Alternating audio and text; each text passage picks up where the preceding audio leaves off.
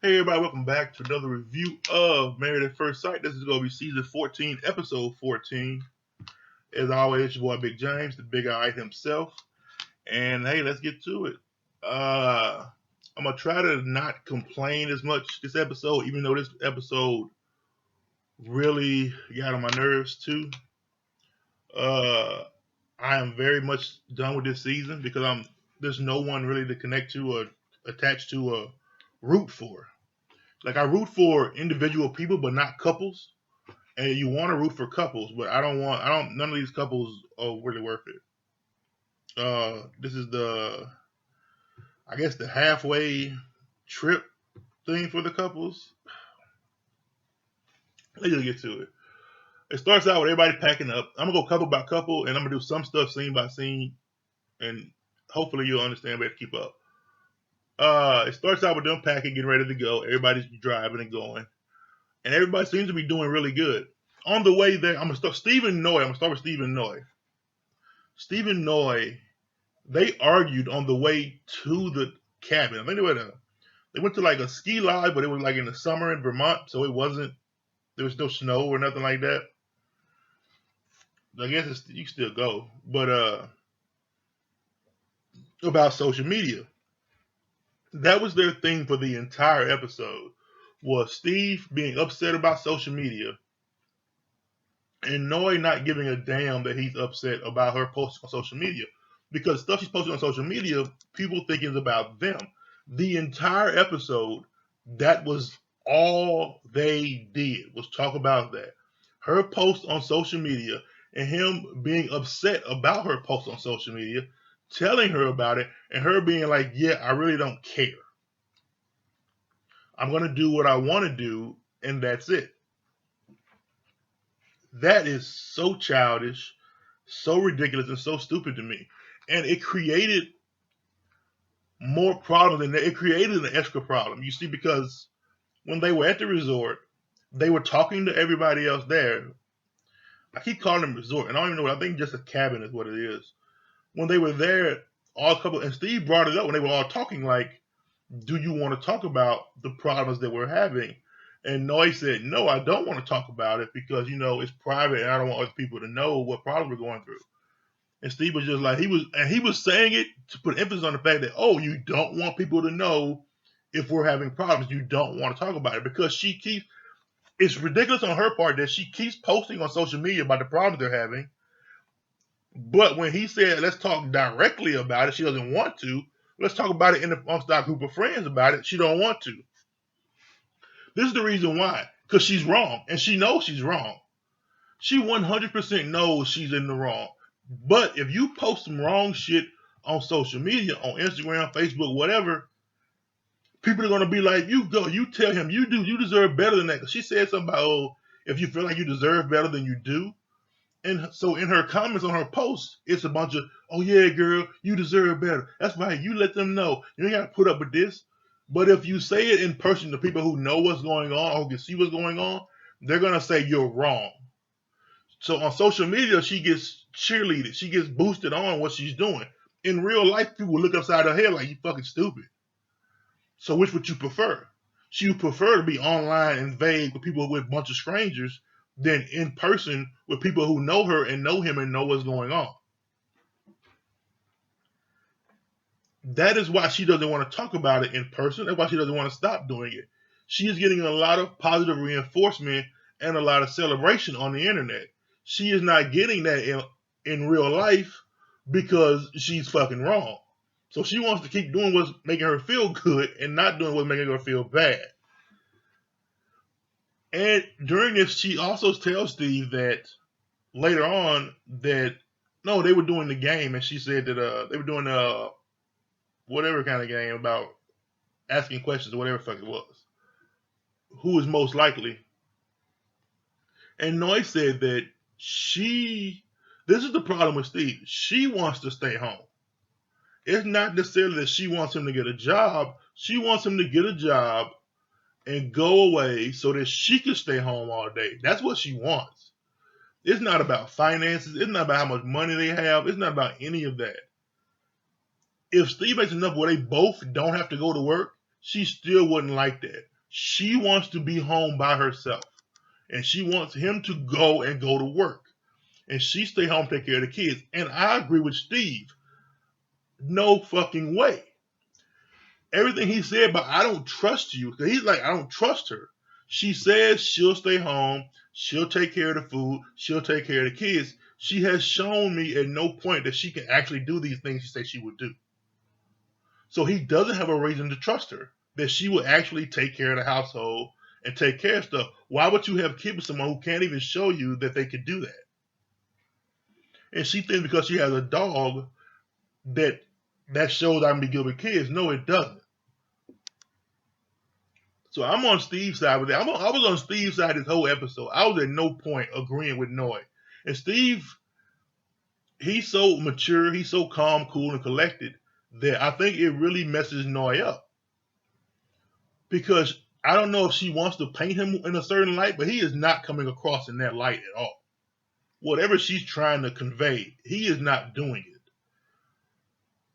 Noi is just too immature. And I think Steve has made his mind up that he doesn't want to deal with this. Because now, by her not wanting to not post on social media, she's created a new problem. The social media post was problem number one. Problem number two is now you don't give a fuck about me and my feelings and what I say. So this one issue has become two issues. And the second issue is way bigger than the first. Because she is showing, I don't give a fuck about you, Steve.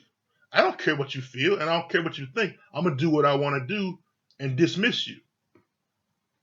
That is bigger than the first problem. So even now, if she deletes the social media post, if she stops doing it, it doesn't matter because now you have a whole separate problem of you not caring about me. That's the bigger issue. And I think Noi, she doesn't realize that, but Steve absolutely sees that. The social media post, that is quickly becoming irrelevant. The I don't care about you and I don't care what you think has become the larger issue in that coupling. There's no way they're going to work. There's no way. And it's really Noi's fault. I feel like Steve has tried. And I think in the after party, he said that he has talked to her about finances. That's why I think even now she's not even complaining about money. She just wants him to go to work so that she can not work and stay home. And at the end, when they were leaving the cabin, she was like, she wants to keep her studio apartment as a safety net. She said before she doesn't want to move in with him. And she said, I want to keep my studio apartment. I want us to have a place together, but I want to keep that studio in case something goes wrong. It's my safety net. I want to fall back on. So I'm like, Steve, just fucking stay there. Don't even worry about it. She's already planning for the marriage because I don't think she doesn't want him because she thinks she wants him to go to work and her to stay home. And Steve is not going to do that. So Noi is being too immature and too ridiculous. She's not very open with how she feels. She told him she wanted to keep the studio and she like broke down crying because she said she wants to keep it because she doesn't trust Steve. And Steve does not trust her. And Steve hasn't betrayed her, but she has absolutely betrayed his trust. And she has demonstrated that she does not care about him. He's never shown that he doesn't care about her. There's no way it works. I think they're going to both say no decision day. The next couple is Katina and Olajuwon. Let's do them.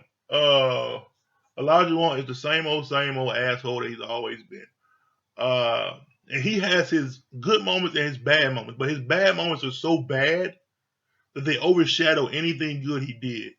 Katina is just so broken down and defeated. She looks unhappy. She looks like she's miserable. And I think the other couples are starting to see it, and Olajuwon don't. But Olajuwon is looking at the people in the other couples and can see how they feel. Like he was talking about Mark and Lynn. He was like, oh, I can see how Mark looks. And you can see how Mark looks and how he feels, but you can't see how Katina looks and how she feels. I don't know if it's just sexism or he just don't see women like that, but Katina is clearly unhappy. She is visibly not doing well. And they were going to see alpacas. For some reason, Olajuwon considers himself a learned man, and he is not. He couldn't say alpaca to save his goddamn life. He called them, I think, gondolas. He was calling the goddamn things everything but alpacas.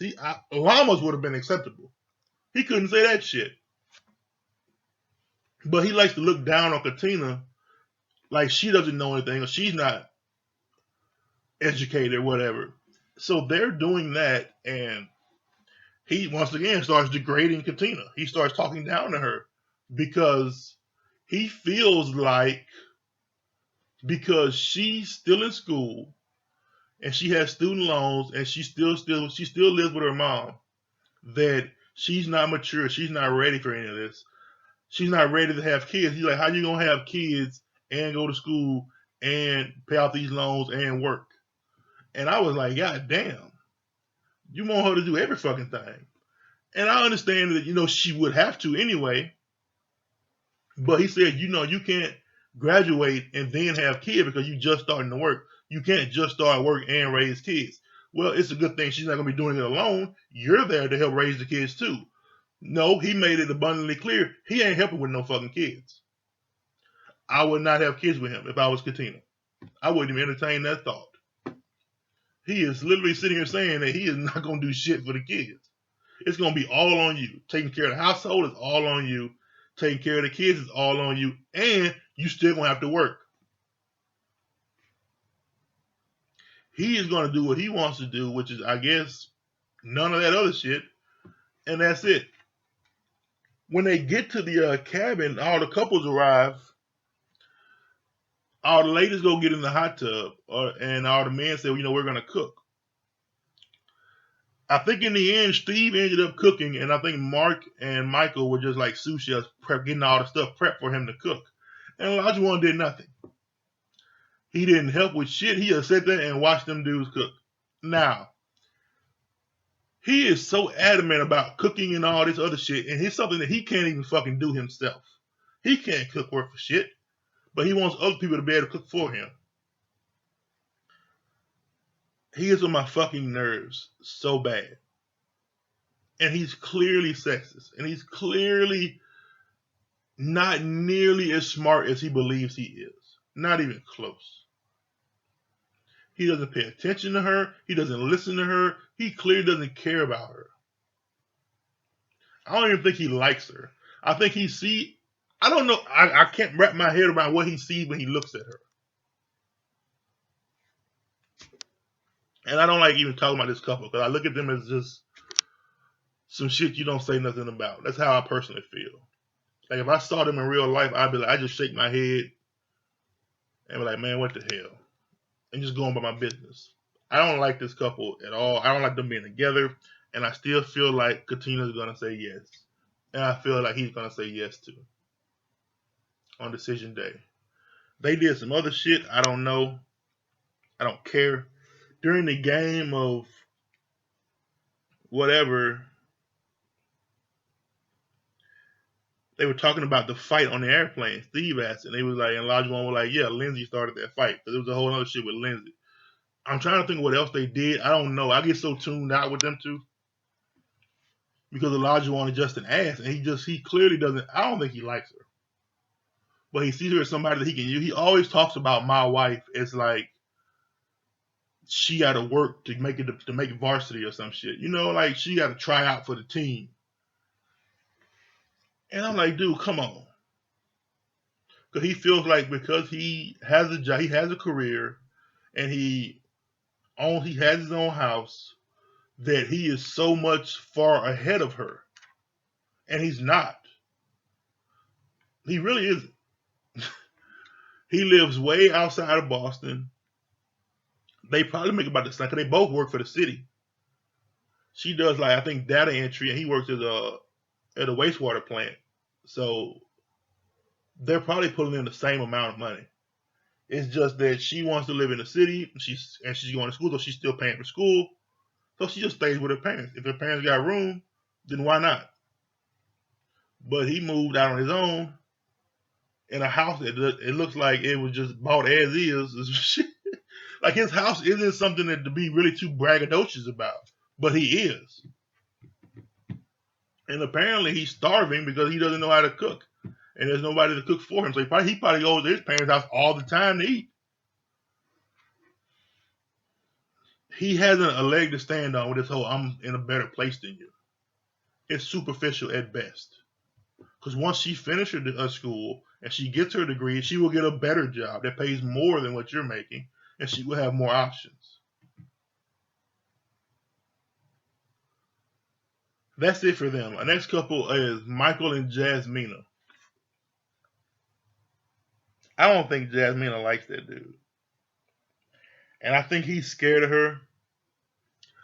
I think he is, because it keeps coming about intimacy and how they don't have any intimate contact. And they wore matching shirts. It was cute. Like everything they do is adorable. When you see them together, you're like, they're so damn cute and adorable. But then you see them when they talk and they interact, and you're like, man, Michael is just on his toes. Everything he does, he's afraid to do anything out of fear she's gonna go off. And here's the thing about that I'm seeing. I don't think he needs to do that anymore.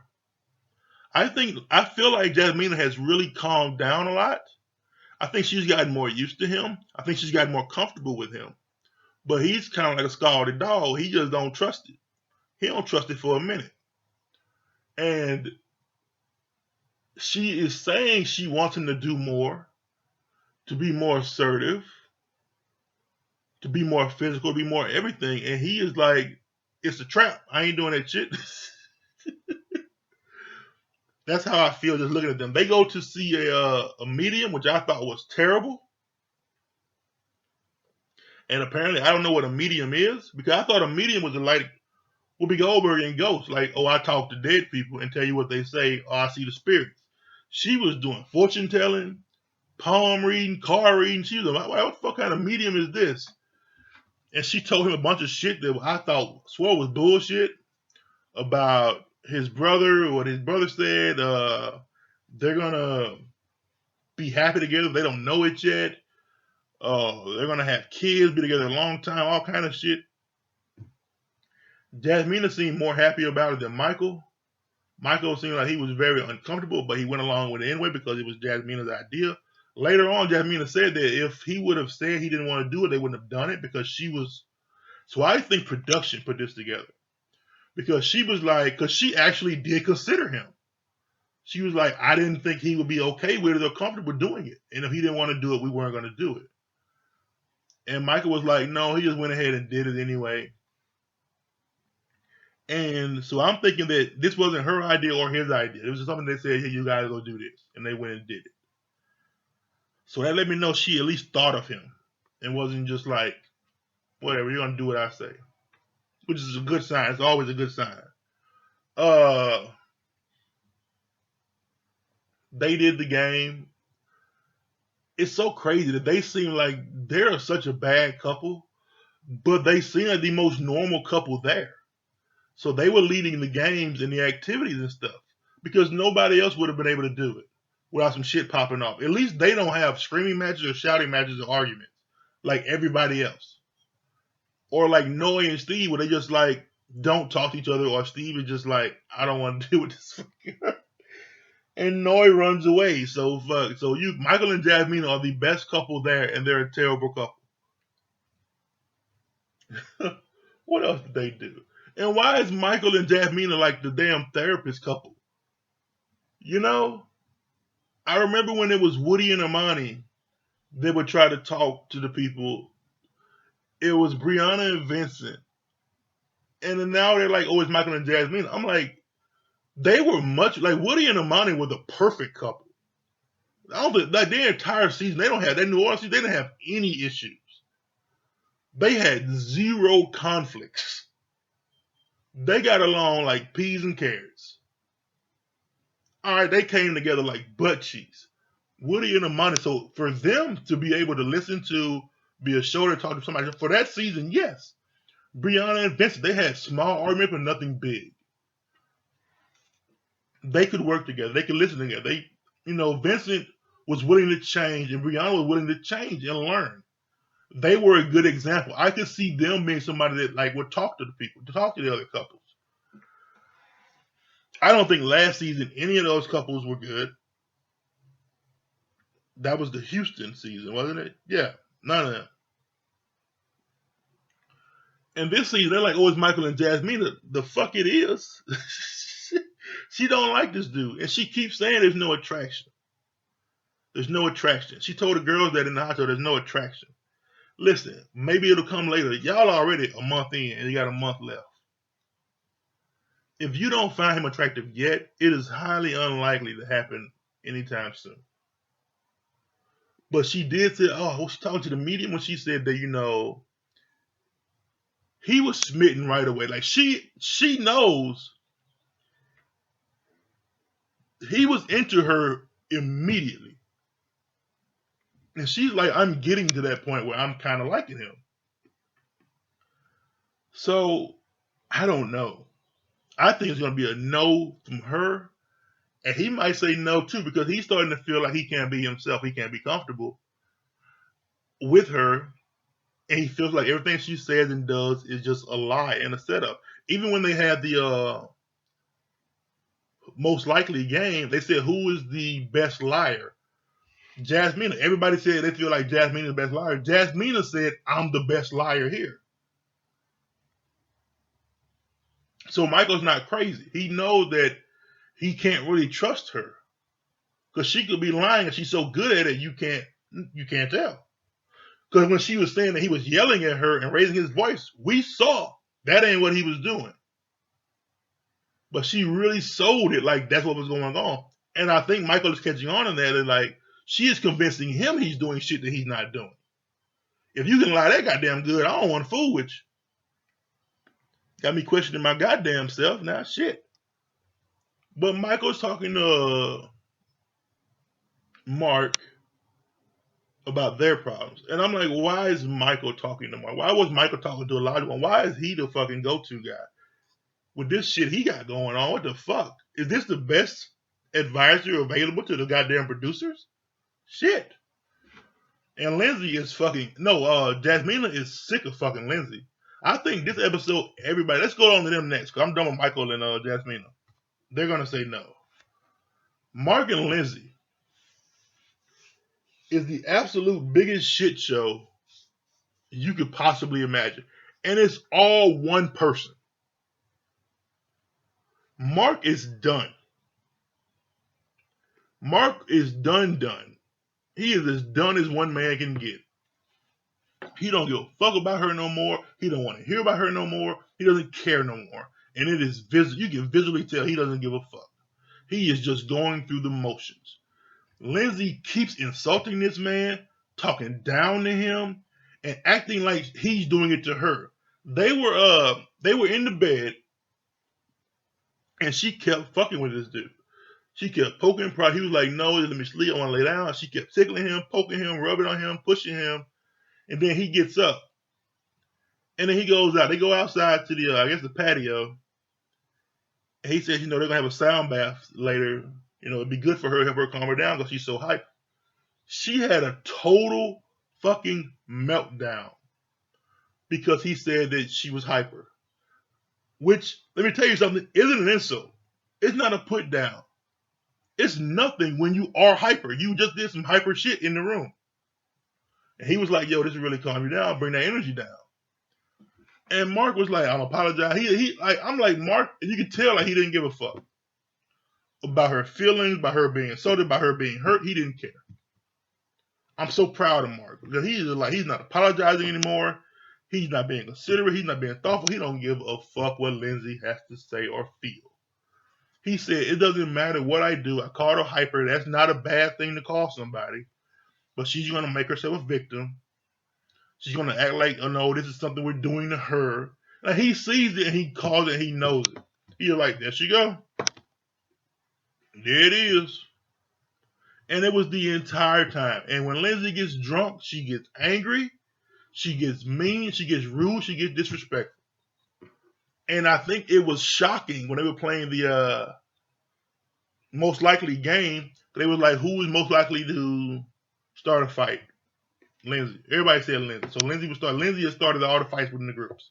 They've all involved Lindsay. The fight on the plane was Lindsay. She started that.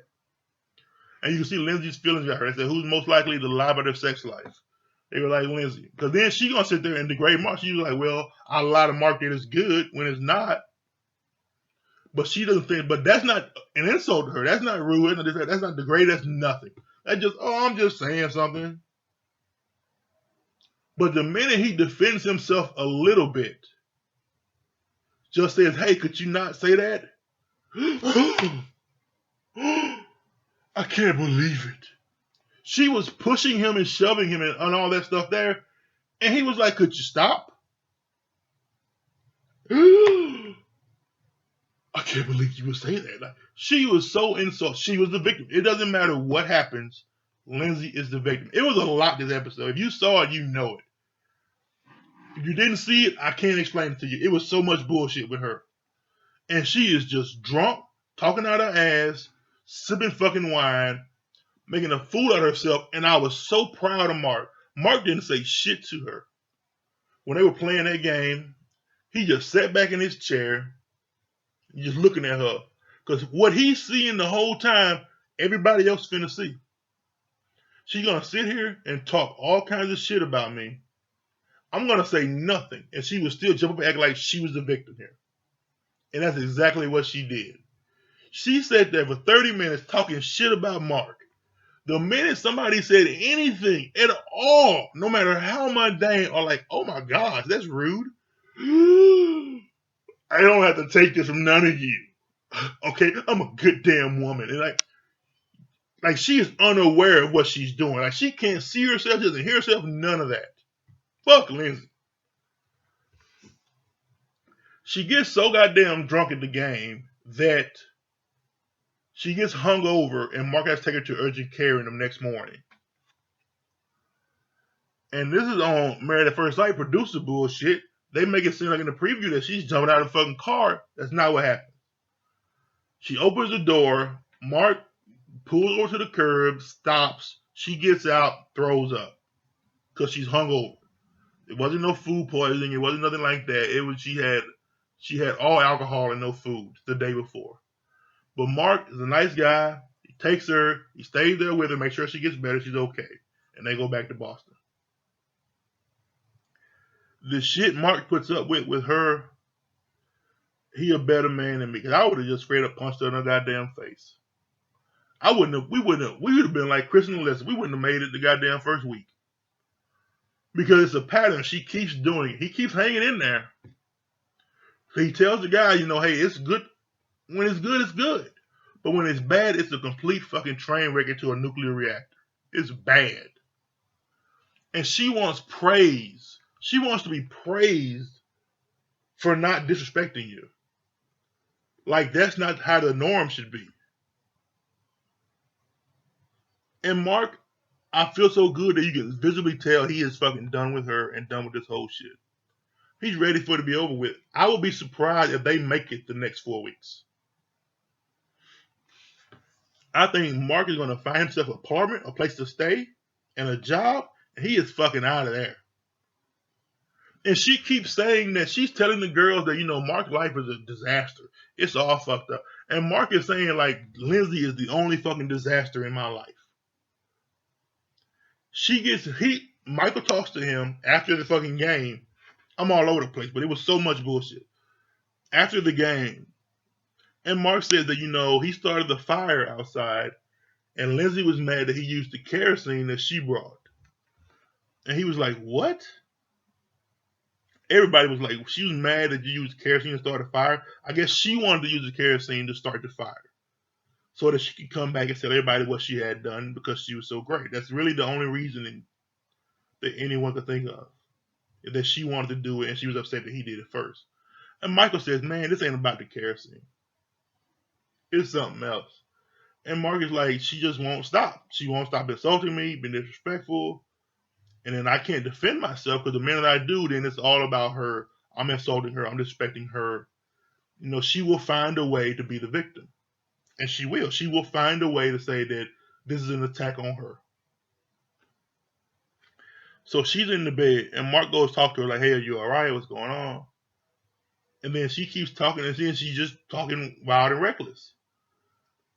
And so she says that you should be grateful and appreciative of me because your life is a mess. It's a disaster, and I'm here trying to help you. And Mark was like, "Hey, listen, that's enough.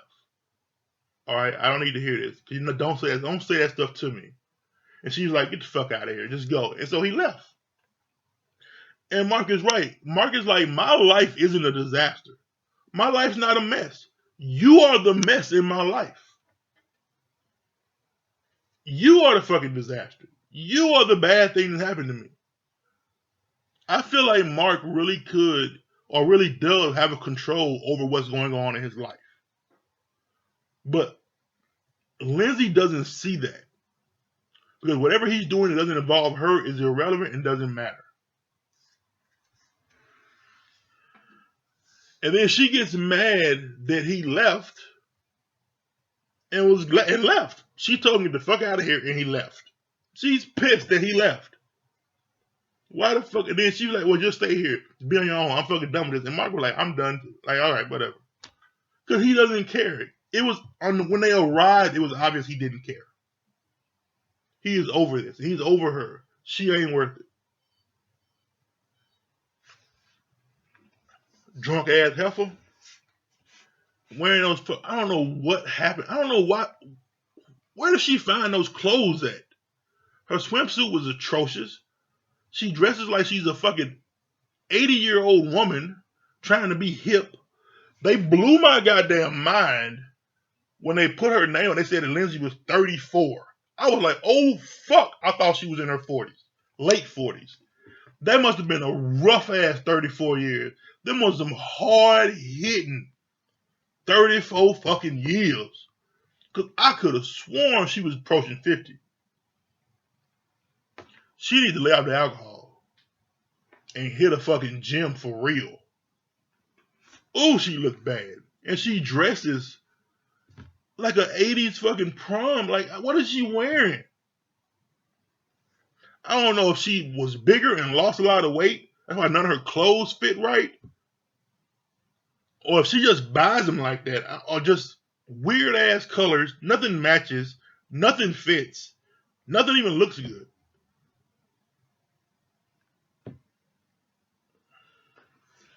I hope they don't make it the rest of the fucking time.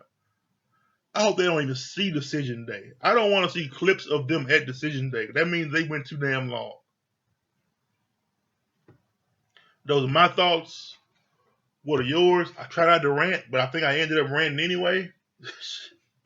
Please forgive me. Make sure you like, comment, subscribe, hit that bell for when I post new videos. I don't know when I'm posting new videos. I don't know what. I'm going to start a new series. I don't know which one. Once I get everything in my personal life squared away, I'll probably do more. I might go back to Ready to Love. I just was very disappointed in Ready to Love. But hey, that's it for now. I'll catch you next time. Hey, peace.